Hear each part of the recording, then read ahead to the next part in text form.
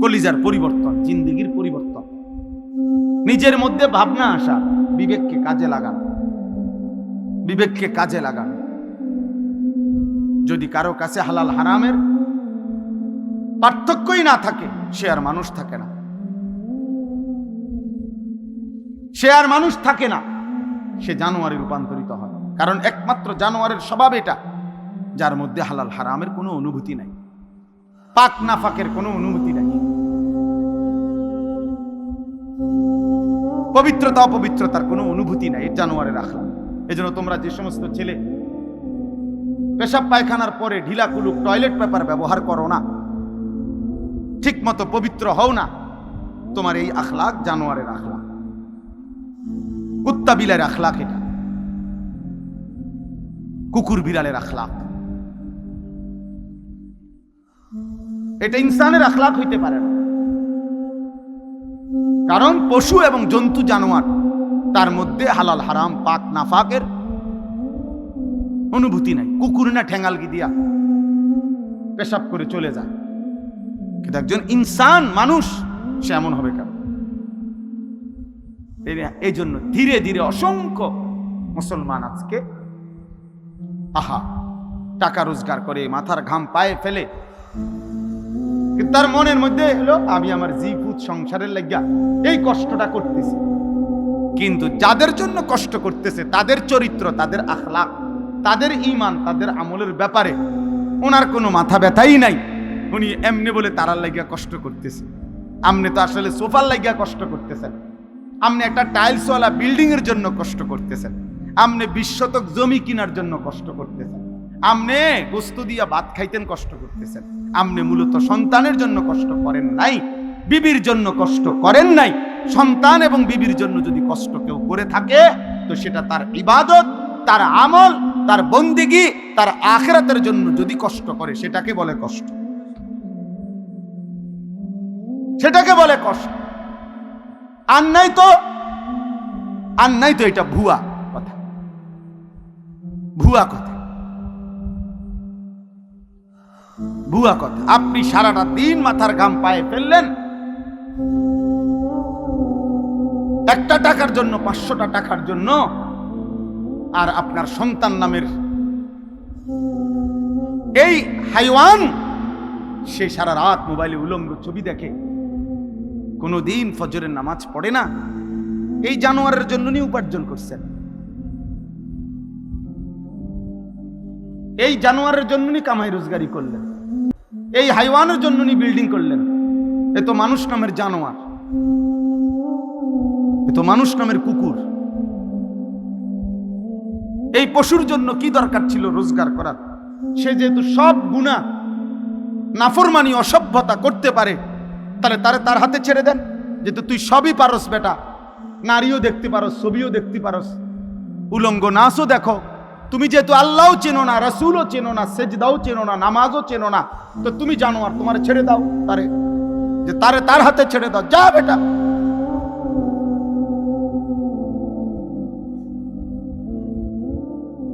না, সব হে পারে। অপদার্থ মা বাপ মনে করে তে শুধু গর্ব থাকতো না, আমার দায়িত্ব তারে গড় করে দাও, আমার দায়িত্ব তারে বাজার করে আনুন খাওয়ান। আহা, বোকা মানুষ কোন দিন বুঝবে? বোকা বাপগুলো কোন দিন বুঝবে?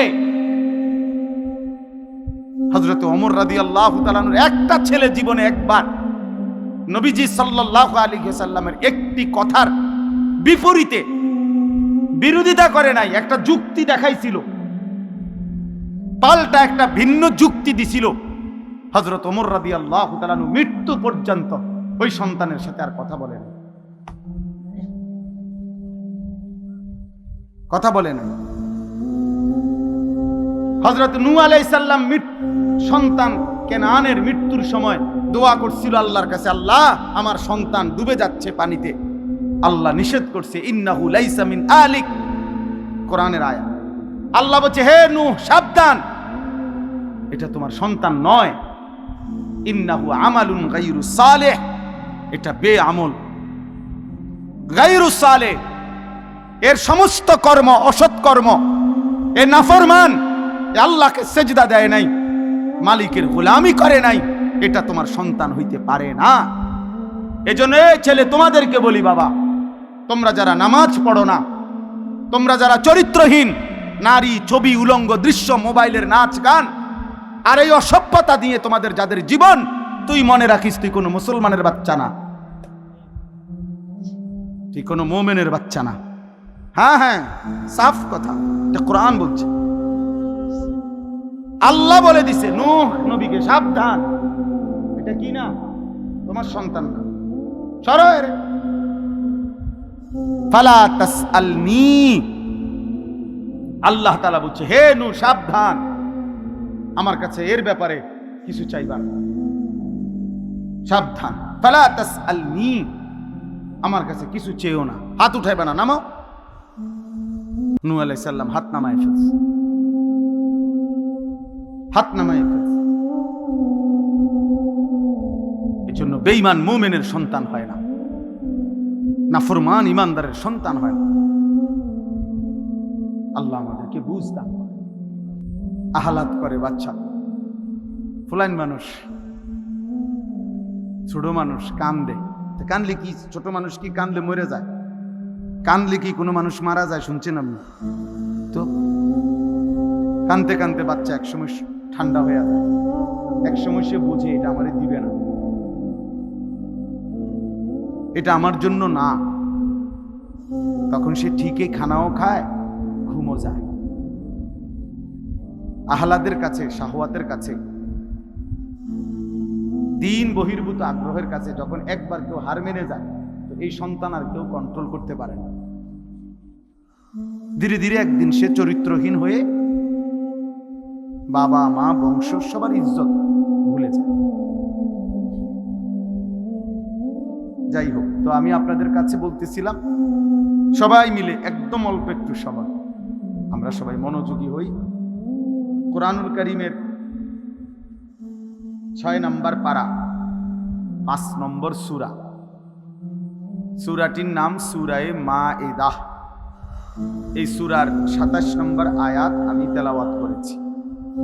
এই একটি আয়াতকে সামনে রেখেই সামান্য কয়েকটি কথা আমি আরজ করতে চাই। সবার কাছে অনুরোধ, প্রিয় ভাই ছেলেরা, তোমাদের কাছে অনুরোধ, বাবা কারো যদি দুষ্টামি করতে মন চায় চলে গেলে ভালো ভাই, কিন্তু আল্লাহর ওয়াস্তে আলাদা আলাদা মোবাইল না টিপ্পা, কোরআনুল কারীম থেকে অল্প একটু কথা আমরা দিল দিয়ে শুনি, এতে সবার ভালো হবে, আমারও ভালো, আপনাদেরও ভালো, সবার জন্য ভালো। জীবনের 24 ঘন্টা সারাক্ষণ খামখেয়ালি করা, হায়াতের সব টাইম অবহেলায় অবহেলায়, গাফলতে কাফলতে শেষ করা, এটা বুদ্ধিমানের কাজ না, এটা একজন সুস্থ স্বাভাবিক মানুষের পরিচয় না। মানুষ বিবেকবান হয়, মানুষ বিচক্ষণ হয়, মানুষ গন্তব্য চিনে, মানুষ ভালো মন্দ বুঝে। আল্লাহ তাআলা কোরআনুল কারীমের মধ্যে বলছেন, ওয়ালাকাদ কাররামনা বনি আদম, আমি আল্লাহ আদম সন্তানকে, বনি আদমকে, মানুষকে সম্মানিত করেছি। ওয়া হামালনাহুম ফিল বাররি ওয়াল বাহর, জলে এবং স্থলে সর্বত্রই আমি বনি আদমকে প্রাধান্য দিয়েছি। অর্থাৎ মানুষই প্রকৃত অর্থে সমস্ত সৃষ্টির মধ্যে শ্রেষ্ঠ, সব বিবেচনা, সব আলোকে। তাইলে এই শ্রেষ্ঠত্ব আকলের কারণে, বুদ্ধি, বিবেক, বিবেচনাবোধ এর কারণে, আর নাই তো হাত, পাও, চোখ, নাক, কান, এটা তো অন্যান্য প্রাণীরও আছে। খানা, খাদ্য, খাবার, পেশাব পায়খানা, ঘুম, যৌন চাহিদা পূরণ। খাইও না বাবা, খাইছো না, সরাও সরাও, পকেট নাও, একদম সাবধান। তো একটু খাবারের চাহিদা, ঘুম, পেশাব পায়খানার জরুরত, যৌন চাহিদা পূরণ, তো জন্তু জানোয়ারেরও আছে। কুকুর বিড়ালেরও খানা খায়, ঘুম যায়, পেশাব পায়খানা করে, কুকুর বিড়ালও যৌন চাহিদা পূরণ করে, ফলে কুকুরেরও বাচ্চা হয়। তাহলে এটা কোনো বিষয় না। তাহলে মানুষের শ্রেষ্ঠত্ব, সে ভাত খায় এই কারণে না, সে ঘুম যায় এই কারণে না। মানুষের শ্রেষ্ঠত্ব আল্লাহ তাআলা তাকে পূর্ণাঙ্গ আকল দান করেছে, বুদ্ধি, বিবেচনা, বিবেক বোধ, আলো অন্ধকার, রোদ বৃষ্টি, সত্য মিথ্যা, করণীয় বর্জনীয়, উচিত অনুচিত, ন্যায় অন্যায়, এটা বুঝবার মতো একটা সক্ষমতা, আকল, দিমাগ আল্লাহ তাআলা দান করছেন। আর সেটা যেন বান্দা প্রয়োগ করে, মানুষ প্রয়োগ করে, এটা আল্লাহ তাআলা খুব চাইছে। এজন্য কোরআনুল কারীমের মধ্যে আছে ফাআতাবিরু ইয়া উলিল আলবাব, হে বিবেকবান, ফাআতাবিরু, তুমি উপদেশ গ্রহণ করো, তুমি একটু বুদ্ধি বিবেক খাটাও। আল্লাহ বলছে ফাআতাবিরু, তুমি একটু ভাবো, তোমাকে আমি আল্লাহ তাআলা আকল দিয়েছি। আল্লাহ তাআলা কোরআনুল কারীমের মধ্যে বলছেন আফা হাসিবতুম আন্নামা খালাকনাকুম আবাতা, তোমরা কি এই ভেবেছো যে আমি আল্লাহ তোমাদেরকে অনর্থক সৃষ্টি করেছি? ওয়া আন্নাকুম ইলাইনা লা তুরজাউন, তোমরা কি এই ভেবেছো যে আমি আল্লাহর কাছে তোমাদেরকে ফেরত আসতে হবে না?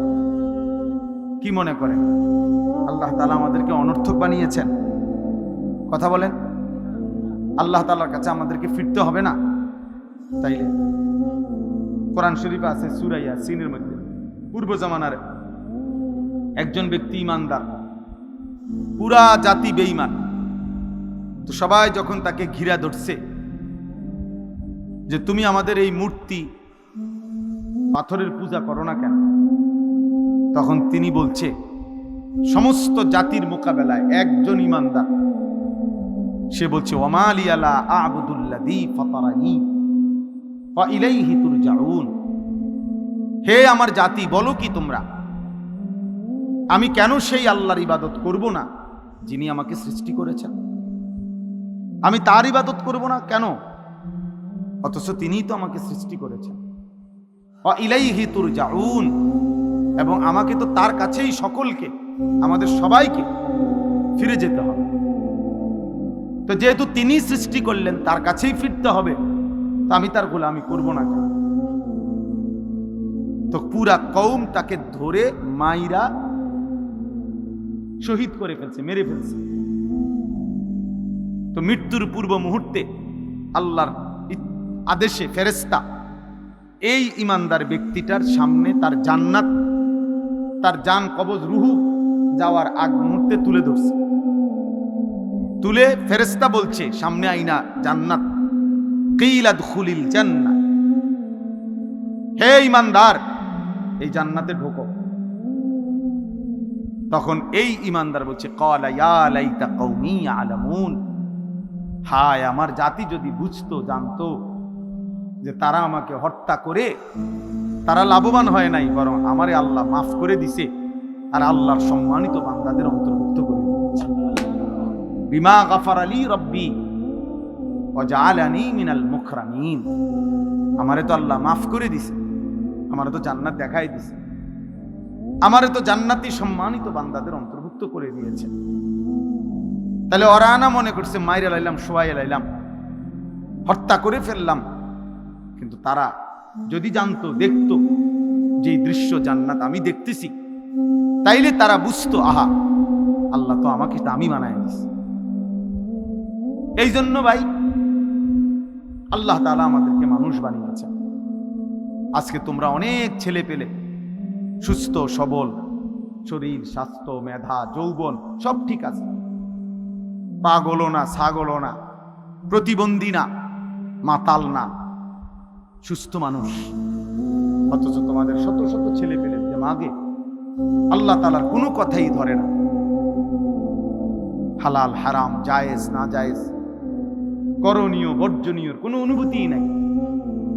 আহা, এক জন্তু জানোয়ারের মতো জীবন, যে জানোয়ারের জীবনের মধ্যে কোনটা বৈধ কোনটা অবৈধ, হালাল কোনটা হারাম কোনটা, মাকেও দেখে, রাস্তার নারীকেও দেখে, বনের দিকেও তাকায়, মোবাইলের উলঙ্গ ছবির দিকেও তাকায়। তাহলে এ তো হালাল হারাম কোনটার অনুভূতি নাই। এই তো জানোয়ারের আখলাক,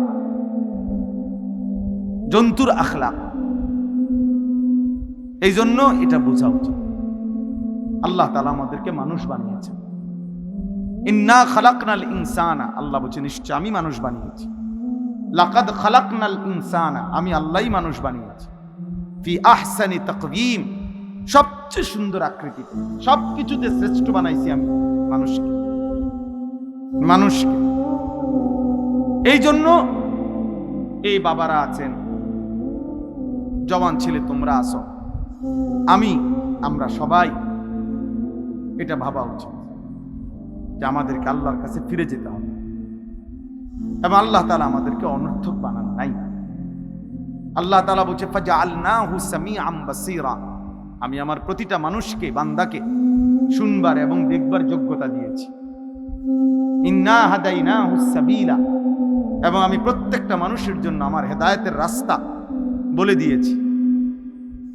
এরপরে আমি দেখতেছি ইম্মা শাকিরাম ওয়া ইম্মা কাফুরা, একে তো তাকে আমি শরীরে চোখ, নাক, কান, হাত, পাও, অঙ্গ প্রত্যঙ্গ দিয়েছি, আবার আমার হেদায়েতের রাস্তাও বলে দিয়েছি। আমি নবী পাঠাইছি, রসুল পাঠাইছি, নবী রসুলদের পরবর্তী উলামা, বুজুর্গ, আউলিয়া, মাশায়েখ তাদেরকেও পৃথিবীতে পাঠিয়েছি। আমি আমার আসমানি কিতাব পাঠিয়েছি, তাহলে সব ব্যবস্থাপনা দিছি। এবার আমি আল্লাহ দেখতেছি ইম্মা শাকিরাম ওয়া ইম্মা কাফুরা, আমার কোন বান্দা আমার প্রতি কৃতজ্ঞ আর আমার কোন বান্দা আমার প্রতি অকৃতজ্ঞ। আল্লাহ বলেন অকৃতজ্ঞদের জন্য আমি জাহান্নামের আযাব রাখছি, কৃতজ্ঞদের জন্য আমি জান্নাতের নিয়ামত রেখেছি। ইন্না আ'তাদনা লিল কাফিরিনা সালাসিলা ওয়া আগলালান ওয়া সাঈরা ইন্নাল আবরারা ইয়াশরাবুনা মিন কাসিন কানা মিজাজুহা কাফুরা। এজন্য দোস্ত, বাপ, সবাই মিলে নিজেকে কেউ মিথ্যা, নাফরমানি, আল্লাহর অবাধ্যতা করে চালাক ভাই বড়া। তুমি বুদ্ধিমান না ভাইয়া, বাবা আপনি বুদ্ধিমান না। কোন সুদখোর বুদ্ধিমান হইতে পারে না, কোন ঘুষখোর বুদ্ধিমান হইতে পারে না, কোন হারামখোর, কোন ধোঁকাবাজ, প্রতারক, চোর, ডাকাত, ছিনতাইকারী, অবৈধ সম্পদ উপার্জনকারী, এই বেঈমান, নাফরমান বুদ্ধিমান না। কোন মদখোর, গাঁজাখোর, নেশাখোর, কোন নারী লোভী, চরিত্রহীন যুবক, তুমি বুদ্ধিমান না। ইউখাদিউনা আল্লাহ ওয়াল্লাযীনা আমানু ওয়া মা ইয়াখদাউনা ইল্লা আনফুসাহুম ওয়া মা ইয়াশউরুন। আল্লাহ তাআলা বলে যারা মুনাফিক, যারা মুখে দাবি করে মুসলমান কিন্তু যারা কর্মে মুনাফিক, যারা নিজেদেরকে জবানে বলে মুসলমান, আমিনান নাসি মান ইয়াকুলু আমান্না বিল্লাহি ওয়া বিল ইয়াউমিল আখির ওয়া মা হুম বিমুমিনিন। আল্লাহ বলে মুখে তো বলে আমি আল্লাহরে মানি, আখিরাতকে মানি, আল্লাহ বলে আমি বলি, ওরা ঈমানদার নয়, মুনাফিক। কর্মে তো প্রমাণ হলো না। তো আল্লাহ তাআলা বলেন ওরা ভাবতেছে আমি আল্লাহকে ধোঁকা দিচ্ছে, ওরা মনে করতেছে আমার ঈমানদার প্রকৃত যারা ইবাদতওয়ালা বান্দা তাদেরকে ধোঁকা দিচ্ছে। আল্লাহ বলে না, শোনো বেঈমান, মুনাফিক, তুমি মূলত তোমার নিজেকে ধোঁকা দিচ্ছ, তুমি বুঝতেছো। তুমি তোমাকে ধোঁকা দিচ্ছ। তোমার কারণে নামাজি আটকিবে না, তোমার কারণে সেজদাওয়ালা আটকাবে না, কোন ঈমানদার আটকাবে না, ঠিকই তুমি আটকাই যাবে, ঠিকই তুমি আটকাই যাবে। এই জন্য আমরা প্রত্যেকেই এই প্রতিটা ওয়াজ, ছোট বড়, প্রত্যেকটা মাহফিলের বয়ানের এটা একটা মূল ফিকির। এই ছোট বড় যত ওয়াজ হয়, ওয়াজ মানে নসিহত। এই উপদেশের মাকসাদ কলিজার পরিবর্তন, জিন্দেগির পরিবর্তন, নিজের মধ্যে ভাবনা আসা, বিবেককে কাজে লাগা, বিবেককে কাজে লাগা। যদি কারো কাছে হালাল হারামের পার্থক্যই না থাকে, সে আর মানুষ থাকে না, সে আর মানুষ থাকে না, সে জানোয়ারে রূপান্তরিত হয়। কারণ একমাত্র জানোয়ারের স্বভাব এটা, যার মধ্যে হালাল হারামের কোনো অনুভূতি নাই। পাক নাফাকের কোনো অনুমতি নাই। পবিত্রতা অপবিত্রতার কোনো অনুভূতি নাই, এই জানোয়ারের আখলাক। এজন্য তোমরা যে সমস্ত ছেলে পেশাব পায়খানার পরে ঢিলা কুলুক টয়লেট পেপার ব্যবহার করো না, ঠিক মতো পবিত্র হও না, তোমার এই আখলাক জানোয়ারের আখলাক, কুত্তা বিলের আখলাক, এটা কুকুর বিড়ালের আখলাক, এটা ইনসানের আখলাক হইতে পারে না। কারণ পশু এবং জন্তু জানোয়ার তার মধ্যে হালাল হারাম পাক নাফাকের অনুভূতি নাই। কুকুর না ঠেঙ্গালগি দিয়া পেশাব করে চলে যায়, কিন্তু একজন ইনসান মানুষ সে এমন হবে কেন? এই জন্য ধীরে ধীরে অসংখ্য মুসলমান আজকে টাকা রোজগার করে মাথার ঘাম পায়ে ফেলে, কিন্তু তার মনের মধ্যে হলো আমি আমার জিপুত সংসারের লাগিয়া এই কষ্টটা করতেছি। কিন্তু যাদের জন্য কষ্ট করতেছে তাদের চরিত্র, তাদের আখলাক, তাদের ঈমান, তাদের আমলের ব্যাপারে ওনার কোনো মাথা ব্যথাই নাই। উনি এমনি বলে তারার লাগিয়া কষ্ট করতেছে। আপনি তো আসলে সোফার লাগিয়া কষ্ট করতেছেন, আপনি একটা টাইলসওয়ালা বিল্ডিং এর জন্য কষ্ট করতেছেন, আপনি 20 শতক জমি কেনার জন্য কষ্ট করতেছেন, আপনি গোস্ত দিয়া ভাত খাইতেন কষ্ট করতেছেন। আপনি মূলত সন্তানের জন্য কষ্ট করেন নাই, বিবির জন্য কষ্ট করেন নাই। সন্তান এবং বিবির জন্য যদি কষ্ট কেউ করে থাকে তো সেটা তার ইবাদত, তার আমল, তার বন্দেগী, তার আখিরাতের জন্য যদি কষ্ট করে সেটাকে বলে কষ্ট, সেটাকে বলে কষ্ট। আর নাই তো এটা ভুয়া কথা, ভুয়া কথা, ভুয়া কথা। আপনি সারাটা দিন মাথার ঘাম পায়ে ফেললেন একটা টাকার জন্য, 500টা টাকার জন্য, আর আপনার সন্তান নামের এই হাইওয়ান সে সারা রাত মোবাইলে উলঙ্গ ছবি দেখে, কোনোদিন ফজরের নামাজ পড়ে না। এই জানোয়ারের জন্য নি উপার্জন করছেন, এই জানোয়ারের জন্য নি কামাই রোজগারি করলেন, এই হাইওয়ানের জন্য নি বিল্ডিং করলেন। এ তো মানুষ নামের জানোয়ার, এ তো মানুষ নামের কুকুর। এই পশুর জন্য কি দরকার ছিল রোজগার করার? সে যেহেতু সব গুনাহ, নাফরমানি, অসভ্যতা করতে পারে, তাহলে তার হাতে ছেড়ে দেন। যেহেতু তুই সবই পারস বেটা, নারীও দেখতে পারস, ছবিও দেখতে পারস, উলঙ্গ নাচও দেখো, তুমি যেহেতু আল্লাহও চেনো না, রাসূলও চেনো না, সেজদাও চেনো না, নামাজও চেনো না, তো তুমি জানোয়ার, তোমার ছেড়ে দাও তারে, যে তার হাতে ছেড়ে দাও, যা বেটা।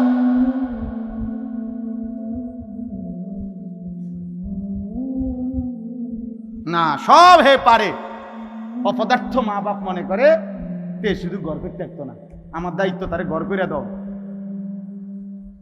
আমার দায়িত্ব তারে বাজার করে আমি খাওয়ানো। আহা, বোকা মানুষ কোন দিন বুঝবে? বোকা বাপগুলো কোন দিন বুঝবে? হযরত ওমর রাদিয়াল্লাহু তাআলা আনহু একটা ছেলে জীবনে একবার নবীজি সাল্লাল্লাহু আলাইহি ওয়াসাল্লামের একটি কথার বিপরীতে বিরোধিতা করে নাই, একটা যুক্তি দেখাইছিল, পাল্টা একটা ভিন্ন যুক্তি দিছিল। হযরত ওমর রাদিয়াল্লাহু তাআলা আনহু মৃত্যু পর্যন্ত ওই সন্তানের সাথে আর কথা বলেন, কথা বলেন। হযরত নূহ আলাইহিস সালাম সন্তান কেনানের মৃত্যুর সময় দোয়া করছিল আল্লাহর কাছে, আল্লাহ আমার সন্তান ডুবে যাচ্ছে পানিতে। আল্লাহ নিষেধ করছে, ইন্নাহু লাইসা মিন আলিক, কোরআনের আয়াত। আল্লাহ বলছে, হে নূহ সাবধান, এটা তোমার সন্তান নয়। ইন্নাহু আমালুন গায়রু সালেহ, এটা বেআমল, গায়রু সালেহ, এর সমস্ত কর্ম অসৎ কর্ম, এ নাফরমান, এ আল্লাহকে সেজদা দেয় নাই, মালিকের গোলামি করে নাই, এটা তোমার সন্তান হইতে পারে না। এজন্য ছেলে তোমাদেরকে বলি, বাবা তোমরা যারা নামাজ পড়ো না, তোমরা যারা চরিত্রহীন, নারী, ছবি, উলঙ্গ দৃশ্য, মোবাইলের নাচ গান আর এই অসভ্যতা দিয়ে তোমাদের যাদের জীবন, তুই মনে রাখিস তুই কোনো মুসলমানের বাচ্চা না, তুই কোনো মুমিনের বাচ্চা না। হ্যাঁ হ্যাঁ, সাফ কথা, এটা কোরআন বলছে। আল্লাহ বলে দিছে নূহ নবীকে, সাবধান, এটা কি না, তোমার সন্তান না, সরো এর। ফালা তাসআলনি, আল্লাহ তাআলা বলছে হে নূহ সাবধান, আমার কাছে এর ব্যাপারে কিছু চাইবা না, সাবধান। ফালা তাসআলনি, আমার কাছে কিছু চেয়েও না, হাত উঠাইবা না, নামাও। নূহ আলাইহিস সালাম হাত নামায় ফেলছে, হাত নামায় ফেলছে। এই জন্য বেঈমান মুমিনের সন্তান হয় না, নাফরমান ইমানদারের সন্তান হয় না। আল্লাহ আমাদেরকে বুঝ দান করেন, আল্লাহ আমাদেরকে ফিকির দান করেন। এই আয়াতের মধ্যে মহান আল্লাহ পাক রব্বুল আলামিন কোরবানির ইতিহাস শুরু উল্লেখ করছে। এই যে সামনে আমাদের যে কোরবানি আসতেছে, একটি গুরুত্বপূর্ণ ওয়াজিব ইবাদতের নাম হলো কোরবানি। আমাদের জীবনে মুসলমান হিসাবে আর্থিকভাবে মানে টাকা পয়সার সাথে সম্পৃক্ত বিশেষ গুরুত্বপূর্ণ ইবাদত তিনটা। একটা হলো যাকাত, একটা হলো হজ, আর একটা হলো কোরবানি। যাকাত এবং হজ হলো ফরজ, আর কোরবানি হলো ওয়াজিব। আর একজন মুমিন ফরজ, ওয়াজিব, সুন্নতে মুআক্কাদা এই তিন আমলে ঘাটতি করার, বাদ দেওয়ার, কসম খোদার কোনো সুযোগ নেই। তারে মুমিনই বলে না, তারে ইমানদার বলার কোনো সুযোগই নাই যার জীবনে ফরজ নাই, যার জীবনে ওয়াজিব নাই, যার জীবনে সুন্নতে মুআক্কাদা নাই, এ কোনো মুমিনে না। এজন্য মুমিন এটুকু করতেই হবে। হ্যাঁ, নফল, মুস্তাহাব, মাসনুন অনেক আমল করলে অনেক নেকি, কখনো কখনো ছুটবার, ছেড়ে দেওয়ার সুযোগ আছে। কিন্তু একজন মুমিন ইমানদার মুসলিম পরিচয়ধারী, তার জন্য ফরজ, ওয়াজিব ছেড়ে দেওয়ার, সুন্নতে মুআক্কাদা ছেড়ে দেওয়ার কোনো অনুমতি নেই। রাসূলুল্লাহ সাল্লাল্লাহু আলাইহি সাল্লাম বলছে, যেমন ফজরের নামাজের 2 রাকাত সুন্নত ফরজের আগে, সুন্নতে মুআক্কাদা। নবীজি বলছে তোমারে যদি ঘোড়ায় পিষ্ট করে ফেলে, অর্থাৎ তোমায় যদি ঘোড়ার পায়ের নিচেও পড়ে যাও, এত বেশি আহত হইছ যে ঘোড়ায় তোমারে পায়ে পাড়ায় এলাইছে, আল্লাহ রসুল বলছে তবুও ফজরের 2 রাকাত সুন্নত নামাজ ছেড়ে দিও না। সুন্নতে মুআক্কাদার প্রতি নবী এতটা গুরুত্ব দিয়েছেন। নবীজি সাল্লাল্লাহু আলাইহি সাল্লাম বলছেন, মান ওয়াজাদা সাআতান লিআন ইউদাহিয়া ওয়া লাম ইউদাহি ফালা ইয়াকরাবান্না মুসাল্লানা। সরাসরি হাদিস। যার সামর্থ্য ছিল অথচ কোরবানি করলো না, ওয়াজিব আদায় করলো না, আল্লাহর নবী সাল্লাল্লাহু আলাইহি সাল্লাম বলেন ওই নাফরমান যেন আমাদের ঈদগাহে, আমাদের নামাজের জায়গায়, মুসাল্লা, ঈদগাহ, সেখানে যেন না আসে। ওই ভাই, ওই দুষ্টামি করো না, ওই লালগঞ্জি সাবধান, ফাজলামি করো না, ফাজলামি করলে বাইরে ওঠো, মস্কারির জায়গা না এটা।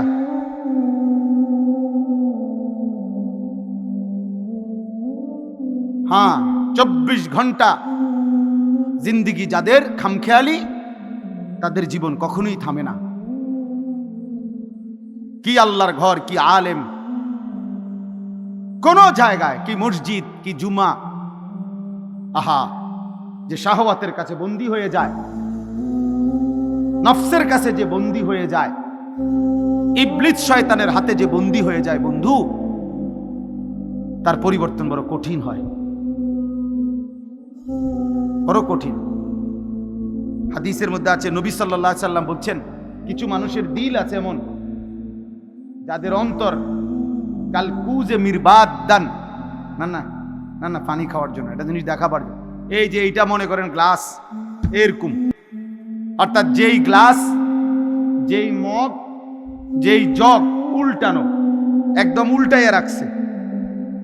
নবীজি সাল্লাল্লাহু আলাইহি সাল্লাম বলেন কিছু নাফরমানের অন্তর এমন হয়ে যায়, উল্টানো কলস, উল্টানো জগ, উল্টানো মগের মতো। ফলে আটলান্টিক মহাসাগরের পানিও যদি এইবার এইটার উপরে ঢালে, এটা পুরবে না, কারণ এটা তো উল্টানো। তো রাসূলুল্লাহ সাল্লাল্লাহু আলাইহি ওয়াসাল্লাম বলে, লা ইয়ারিফু মারুফান ওয়ালা ইউনকিরু মুনকারান।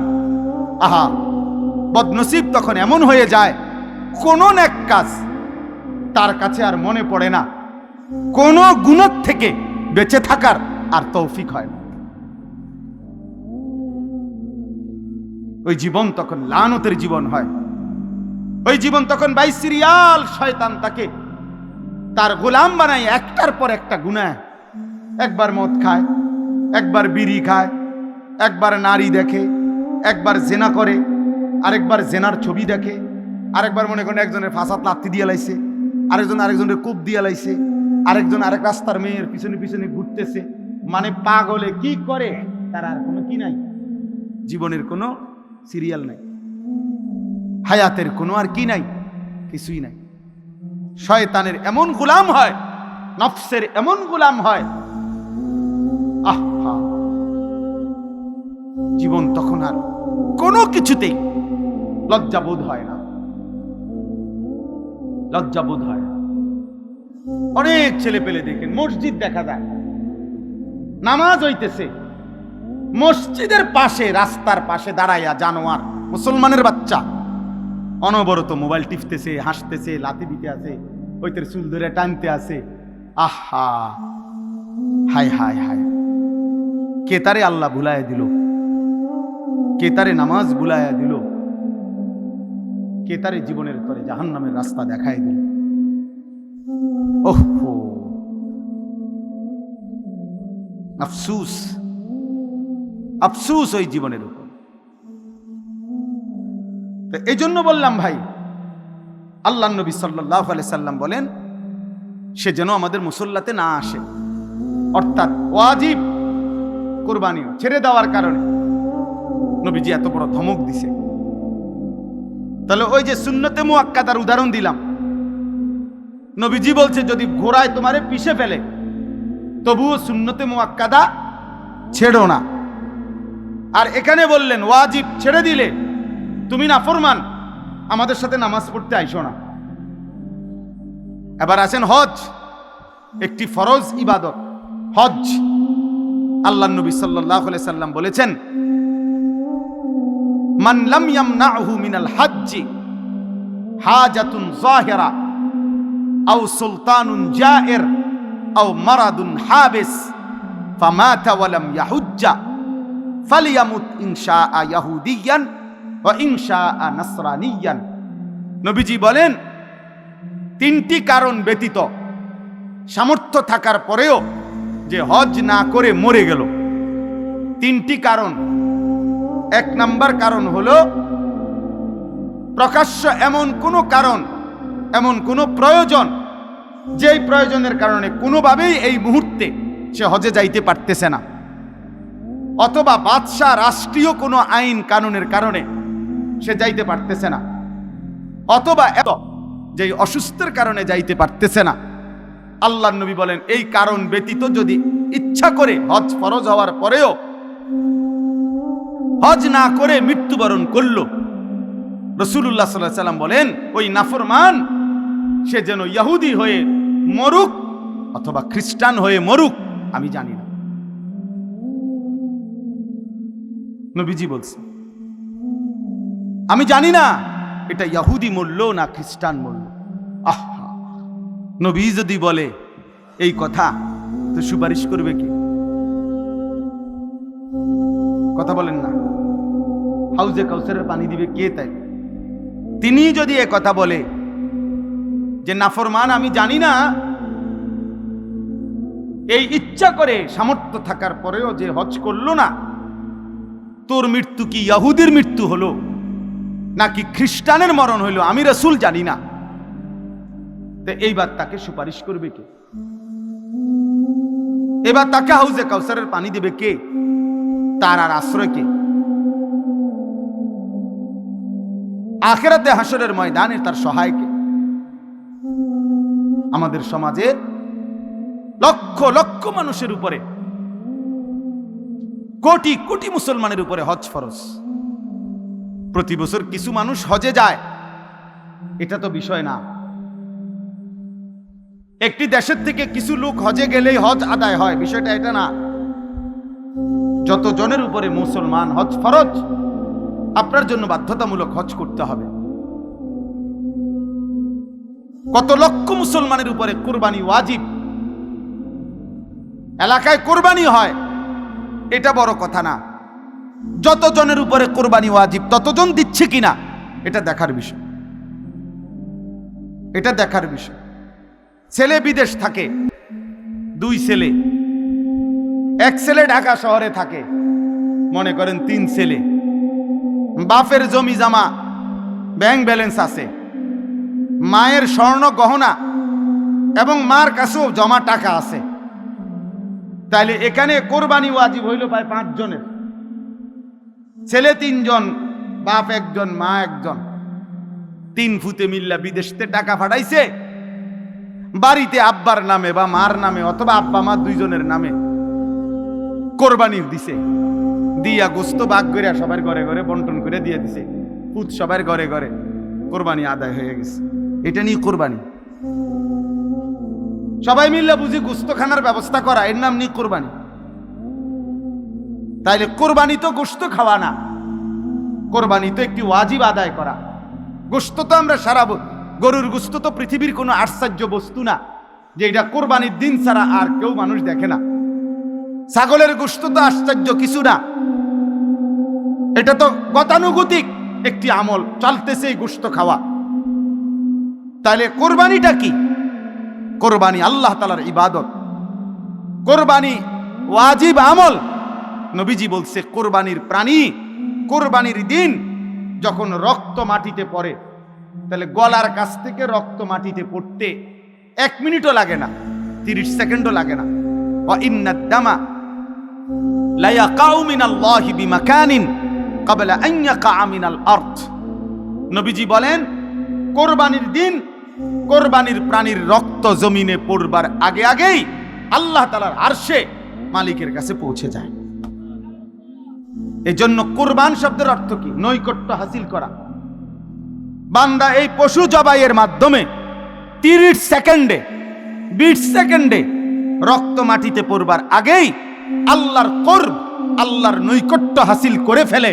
এই জন্য এই ইবাদতটাকে কুরবান বলে, এই জন্য বলে কুরবান।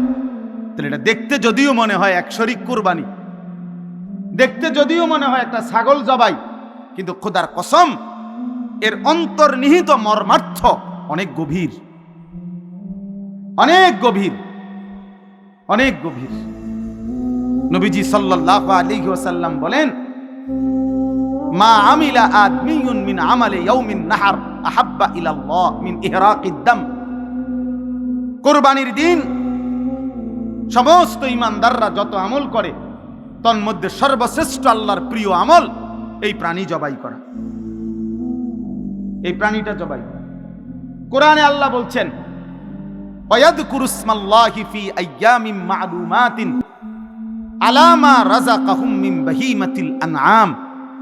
আল্লাহ বলেন কুরবানির দিন নির্দিষ্ট এই সময়ে ওই প্রাণীটাকে যখন জবাই করে, ওই সময়ে যে আমার আল্লাহ বলে, আমার নাম বলে, আল্লাহু আকবার বলে যে চিৎকার দেয় বান্দা সবাই, এই আমার নামের চিৎকার, আমার আওয়াজ, আমার জিকির আমি আল্লাহ এইটা শুনবার জন্যই কোরবানির হুকুম দান করেছি।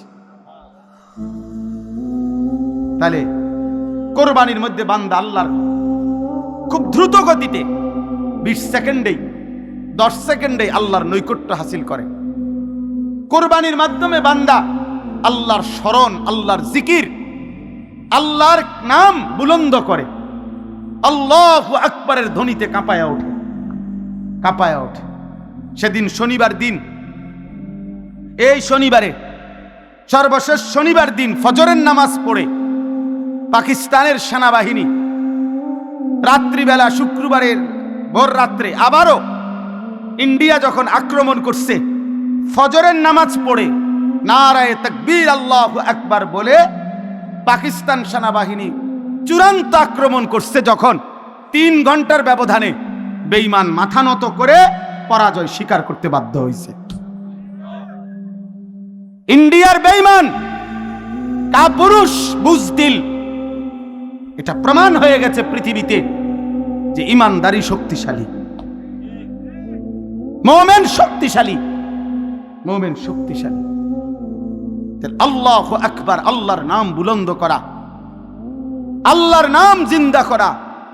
আমার দিল বলে ফজরের নামাজের পরে ওই মানুষগুলো যখন, ওই সেনাবাহিনী যখন আল্লাহু আকবার বলছে, আমার মনে হয় আমার মালিকের আরশে আজিম খুশি হয়ে গেছে, তো আল্লাহ তাআলা তৎক্ষণাৎ বিজয় দান করছে। তাকবীর আল্লাহর বড় পছন্দ, আল্লাহু আকবার আল্লাহর বড় পছন্দ। আল্লাহ বড় যখন বান্দা বলে, আল্লাহ খুশি হয়, তখন আল্লাহ খুশি হয়। এজন্য প্রিয় যুবক, মনে রাখো ভাইয়া, আগামীর পৃথিবীতে ঈমান আর কুফরের যুদ্ধ আরো বাড়বে। ইসরায়েল আর ফিলিস্তিনের যুদ্ধ না, ঈমান আর কুফরের যুদ্ধ। ভারত আর পাকিস্তানের যুদ্ধ না, ঈমান আর কুফরের যুদ্ধ। আরাকান আর বার্মার যুদ্ধ না, ঈমান আর কুফরের যুদ্ধ। কাশ্মীর এবং ভারতের যুদ্ধ না, ঈমান আর কুফরের যুদ্ধ। আর ইনশাআল্লাহ মুমিন ঈমানদার আল্লাহর কালেমা বুলন্দ করবে যারা, কালেমার জন্য লড়বে যারা, নিশ্চিত আল্লাহ আজ কিংবা কাল তাদেরকে বিজয় দেবেই দেবে ইনশাআল্লাহ। এজন্য মনে রাখো, তোমরা যারা নামাজ পড়ো না, চরিত্রহীন যুবক, নারীর কাছে, ছবির কাছে, নর্তকীর কাছে, উলঙ্গ দৃশ্যের কাছে, এই বেঈমানের সাজগোজ, চুলের ফ্যাশন, আহা হেরে গেলা কাপুরুষ, তোরে দিয়ে আগামীর পৃথিবীতে ঈমানের যুদ্ধে কোনো কাজ হবে না। মনে রাখে, বাতে খাইবা আর ঘুমে যাইবা আর বেডি চাইবা আর উলঙ্গ দৃশ্য দেখবা। মনে রাখো আব্বা, মুমিন যারা, জানবাজ মুজাহিদ যারা, তারা ঠিকই যুদ্ধ করবে, আর তুমি তখন নাফরমানি আর অসভ্যতার মধ্যেই ডুবে থাকবে। এজন্য যদি বুঝ থাকে, দিমাগ থাকে, তো ফিরে আসো। একজন হইলে একজন, দুইজন হইলে দুইজন, এটা জরুরি আমাদের জন্য, এটা জরুরি, এটা আমাদের জন্য বাধ্যতামূলক, আমাদের জন্য এটা জরুরি। আল্লাহ তাআলা আমাদেরকে হিম্মত দান করেন। যুবক ছেলেদের কাছে আমার এটা অনুরোধ, নওজোয়ান, তোমরা যদি অব্যাহত গুনাহ নাফরমানির মধ্যে ডুবে থাকো, তাহলে আগামীর ইসলামের জন্য লড়বে কে? সারাদিনে যদি এক ওয়াক্ত নামাজ পড়তে তোমাদের মন না চায়, প্রিয় ভাই, আল্লাহকে সেজদা দিবে কে? তাইলে নবী সাল্লাল্লাহু আলাইহি সাল্লামের 23 বছরের চোখের পানি, রক্ত ঝরা দিন এই জমিনে বাস্তবায়ন করবে কে? তাহলে আমি এজন্য অনুরোধ করছি, আমরা প্রত্যেকে ইনশাআল্লাহ আল্লাহর দিকে ফিরতে চেষ্টা করি। আল্লাহর দিকেই ফেরার দরকার আমাদের। ছেলেরা, আমি তোমাদের কাছে অনুরোধ, বাবা, তোমাদের যাদের চুল বেঈমানের মতো, তোমরা এই চুল সমান করো। প্রিয় ভাই, এই নষ্ট এই জিন্দেগি ছেড়ে দাও। নারী, ছবি, নাচ, গান, উলঙ্গ দৃশ্য, এটা মুমিনের জীবন না। আমাদের নবী সাল্লাল্লাহু আলাইহি সাল্লামের চাইতে সুন্দর এই গোটা কায়নাতে কেউ হয় নাই। অতএব তার সৌন্দর্যের চাইতে সুন্দর কিছু হইতে পারে না।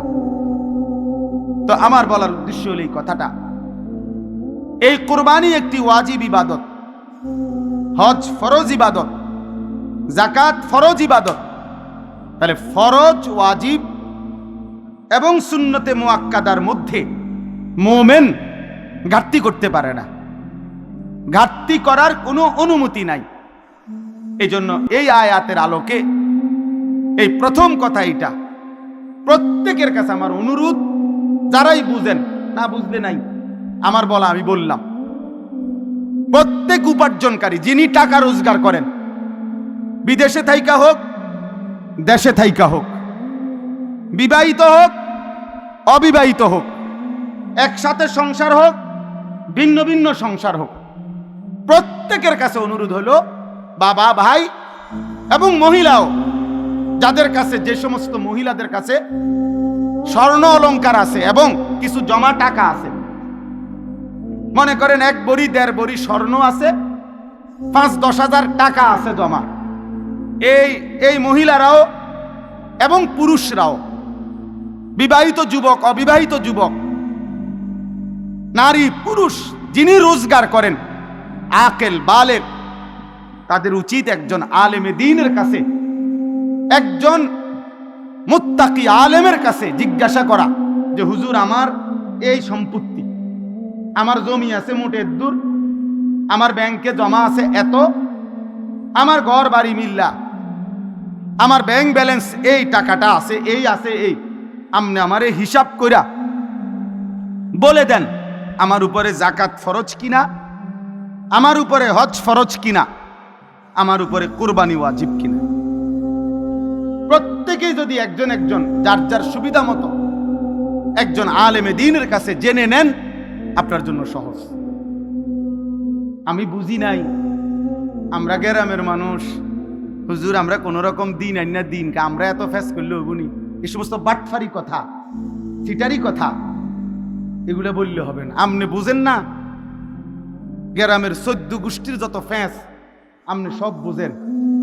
চা দোকানে বুড়া বেটার গপ শুনলে মনে হয় যেন বেটা গোটা পৃথিবী চালায়। হ্যাঁ, এমন লম্বা লম্বা কথা কয় যেন গোটা বিশ্ব বুদ্ধি হেবড়া। উনি বলে বোঝে না, আখেরাতের বেলায় আসলে কিচ্ছু বোঝে না। আর গ্রামের যত গন্ডগোল করা দরকার সব উনি বুঝে। তাইলে আপনি বুঝেন না কি? আবার আপনি বুঝেন না তো বুঝে নিবেন, জানেন না তো জেনে নিবেন। আল্লাহর এই জমিনে মানুষের দ্বীনি রাহনুমাই, দ্বীনি পথ প্রদর্শনের জন্য সর্বযুগে আল্লাহর কুদরতি নিজাম, এটা কোরআনে আছে। আল্লাহ প্রত্যেক যুগের মানুষের জন্য উপযুক্ত আল্লাহ তাআলা পথ প্রদর্শক, ভয় প্রদর্শনকারী, দ্বীন ও ঈমানের বুঝাইয়া দেওয়ার যোগ্যতা সম্পূর্ণ আলেম। খোদার কসম, সূর্য উঠলে এই জমিনে আল্লাহ তাআলা ব্যবস্থা রাখবে। ছিল, আছে, থাকবে। এজন্য ওলামায়ে কেরাম, কোরআন, ইসলাম, সুন্নাহ এটা কিয়ামত পর্যন্ত ছিল, আছে, থাকবে। এই জন্য সর্বযুগে ওলামায়ে কেরামের বিরুদ্ধে যে গেছে, শেষ পর্যন্ত 16 বছর পরে হোক আর 48 বছর পরে হোক, উনি ভাগছে, ওলামায়ে কেরাম আছে, দ্বীন আছে, ইসলামও আছে, ইসলাম আছে। এই জন্য বাংলাদেশে মামুনুল হক আগের জায়গাতেই আছে, ফ্যাসিস্ট পলায় গেছে, জালেম পলায় গেছে, মামুন ঠিকই আছে। এই জন্য এটাই বাস্তবতা যে দ্বীন শিখেন, আল্লাহকে চেনেন, আখেরাতকে বুঝেন, নিজের ঈমান, নিজের আমল, নিজের আখেরাত সুন্দর করেন।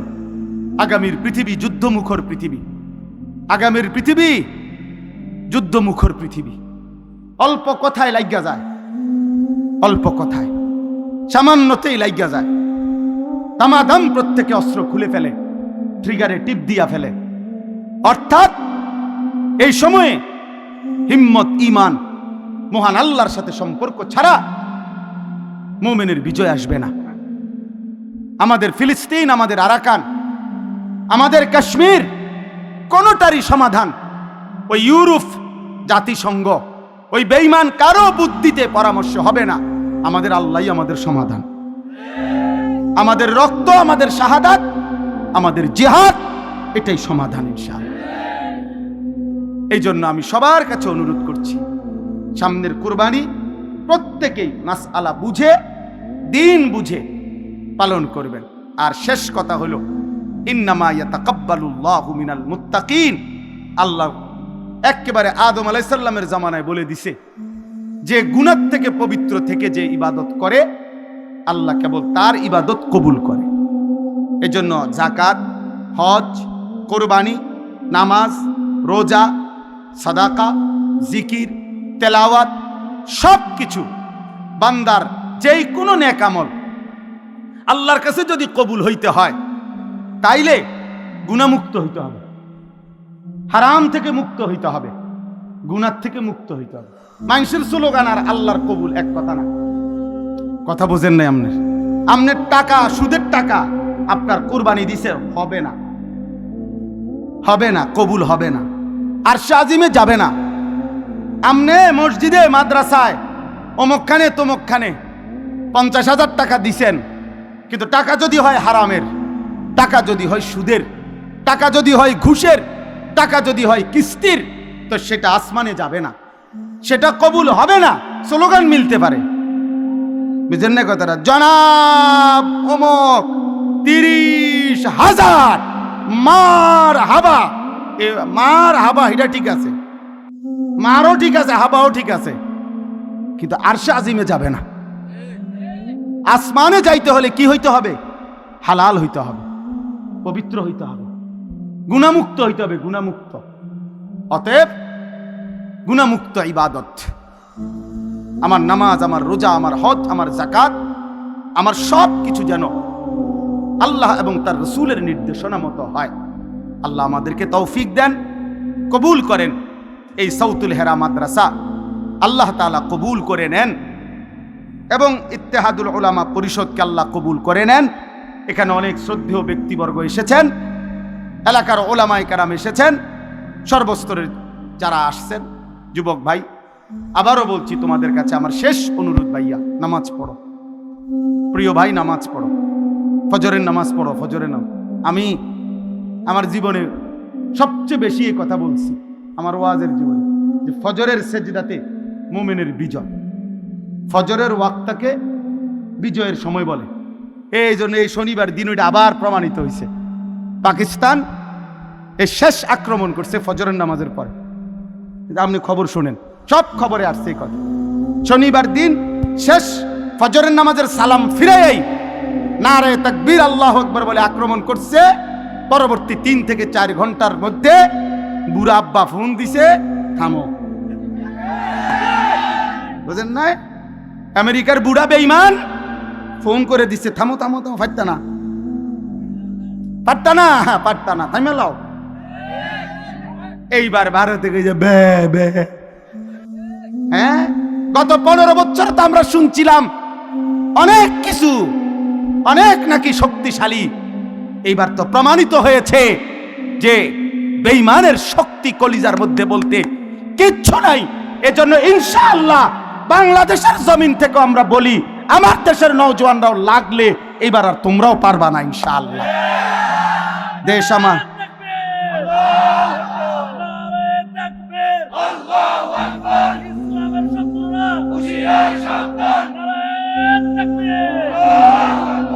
এজন্য ইনশাআল্লাহ আমরাও রাজি।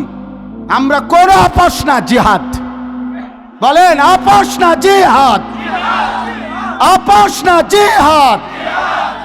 দিল্লি না ঢাকা, দিল্লি না ঢাকা, গোলামি না আজাদি, ইসরায়েল না ফিলিস্তিন, আমেরিকা না ফিলিস্তিন। ইনশাআল্লাহ আল্লাহ সবাইকে কবুল করেন, হিম্মত দান করেন। সুবহানাল্লাহি ওয়া বিহামদিহি।